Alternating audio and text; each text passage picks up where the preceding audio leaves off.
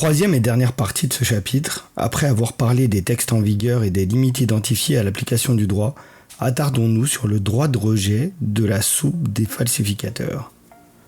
Cela vaut aussi bien pour certaines dérives sociétales comme la théorie du genre, comme pour certaines orientations politiques illégitimes et sans scrupules, pour lesquelles il est bien vu de militer, alors qu'il est annoncé illégal et presque criminel de s'y opposer. Nous prendrons plus tard des exemples tels que l'Europe ou bien encore des conflits armés que les Français sont sommés de soutenir par allégeance forcée à l'empire de l'OTAN. Nous n'avons plus affaire à des autorités fiables, mais à des conteurs, dont les fables sont autorisées à remplacer le réel. Pour en revenir au sujet, il est l'heure pour nous, pour tous, de revendiquer le droit d'être contre. Il n'est et ne sera pas acceptable de laisser le droit à une mafia, quand bien même disposerait-elle d'un label officiel et élevé en plein air, de décider de ce qu'il convient ou non de penser. Nous ne sommes pas dupes.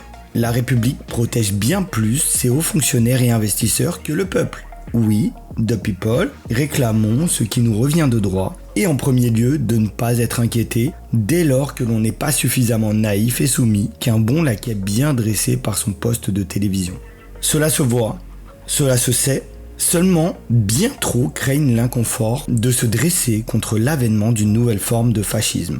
Une version suffisamment traîtresse et insidieuse pour nous faire regretter des modèles tribaux archaïques. Cet outil de bon sens, ici présenté, est comme annoncé le droit d'être con, le droit d'être contre. En vertu des articles 4 et 11 de la Déclaration des droits de l'homme et du citoyen de 1789 et en prenant en compte la Charte des droits fondamentaux de l'Union européenne, tout en incluant les exceptions globalement retenues concernant les crimes de guerre dont on ne saurait faire l'apologie, ou bien encore les propos appelant ouvertement à mettre en péril l'intégrité physique ou morale d'un ou plusieurs individus, nous, le peuple, exigeons que soit respecté notre droit fondamental de s'opposer à une idéologie néfaste ou néo-religion.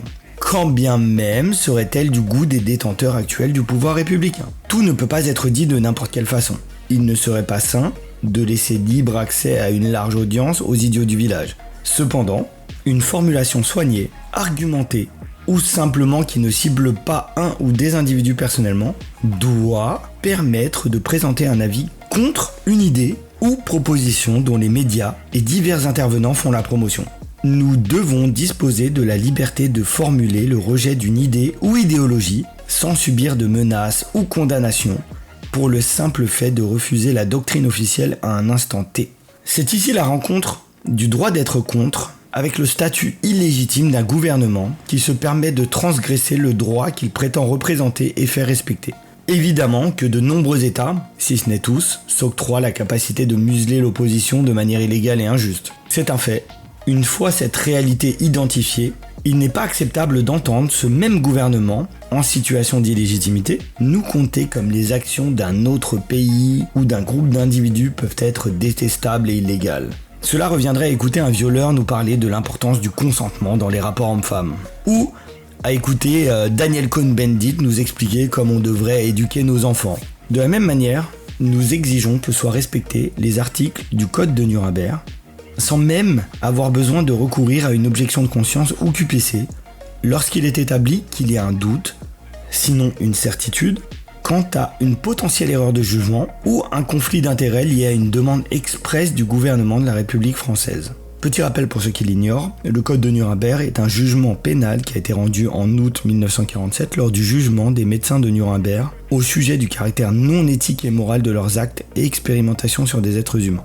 Suite à ce procès historique, il a été statué qu'aucune expérience ou traitement médical ne pourrait être imposé à un être humain sans son consentement express et sans qu'il dispose de toutes les informations nécessaires pour effectuer ce choix, en toute âme et conscience. Il ne convient pas, même émanant d'un gouvernement, d'imposer ou de laisser dire sans opposition autorisée et sans même pouvoir prétendre maîtriser le sujet qu'un acte médical ou une pratique soit obligatoire pour conserver l'entièreté de ses droits en tant que citoyen. Le gouvernement ne peut disposer du droit de suspendre les prérogatives qui lui sont supérieures, sans raison jugée valable ou consentement de la population. Pas plus qu'un gouvernement ne doit pouvoir multiplier les déclarations mensongères et directives arbitraires sans avoir de compte à rendre. Je tiens à préciser que lorsque je parle de consentement de la population, il est évident qu'on n'arrivera jamais, quel que soit le sujet, quelle que soit la nature de la question, à un consensus ou une unanimité parmi la population. Ce n'est pas nécessaire. Dès lors qu'il y a un doute légitime, des questions soulevées par des éléments factuels, alors on ne peut pas décréter que la population est d'accord ou accepte une quelconque manœuvre. Les questions en suspens doivent trouver des réponses, doivent faire l'objet de développement, de présentation et de compte rendu avant de pouvoir imposer quoi que ce soit qui pourrait éventuellement outrepasser les droits individuels des citoyens. Par le même raisonnement, les journalistes et intervenants disposant d'une très large tribune sur les médias principaux doivent être condamnés ou limogés pour des propos outrepassant leur droit de liberté d'expression si de manière répétée ils diffament, mentent ou injurient les opposants d'un gouvernement qu'ils servent religieusement. Dans les cas où il y aurait dérapage ou légère transgression de la loi en matière de vulgarité ou violence verbale dans le choix du lexique et sans attaque personnelle, il est important d'envisager la seconde partie de ce droit d'être contre dont bénéficient beaucoup de conteurs et affabulateurs, à savoir le droit d'être con. Oui, à l'époque où il est devenu généralisé et sans équivoque que le niveau intellectuel est en chute libre, que les productions superficielles, activités indignes et contenus débiles sont ceux qui semblent plaire le plus, nous sommes à l'heure où n'importe quel pantin se trouvant au bon endroit et au bon moment peut se transformer en un demi-dieu de la médiocrité et devenir multimillionnaire avant d'avoir cherché à être talentueux ou utile. Je précise que je suis content pour eux à titre personnel, tout en voyant bien qu'il s'agit des symptômes de la déchéance de notre société. Oui, aujourd'hui, les réseaux sociaux et vidéos virales peuvent diffuser à une vitesse affolante les pires idioties. N'importe quelle traînée idéologique ayant une carte de presse ou une tribune peut contribuer à tisser un mensonge qui met en danger l'intégrité de la population à court ou moyen terme. Il ne me semble pas avoir vu tous ces idiots utiles et idiots tout court être condamnés pour leur large contribution à l'appauvrissement intellectuel du pays, ni même rendre des comptes lorsque le bilan fait état de conséquences désastreuses issues des choix, autant vendus ou imposés au peuple, comme étant des besoins incontournables.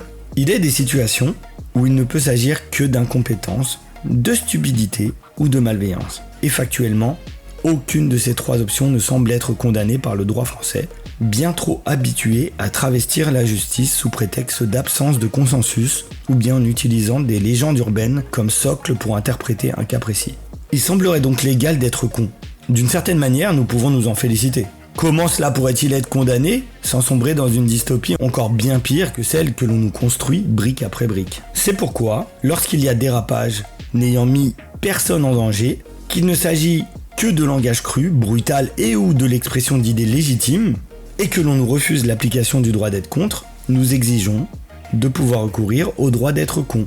Nos concitoyens en bénéficient de manière systématique, et comme le stipule l'article 4 de la Déclaration des droits de l'homme et du citoyen, nous disposons des exacts mêmes droits et souhaitons vivre dans une nation au sein de laquelle le traitement ne soit pas unilatéral ou arbitraire.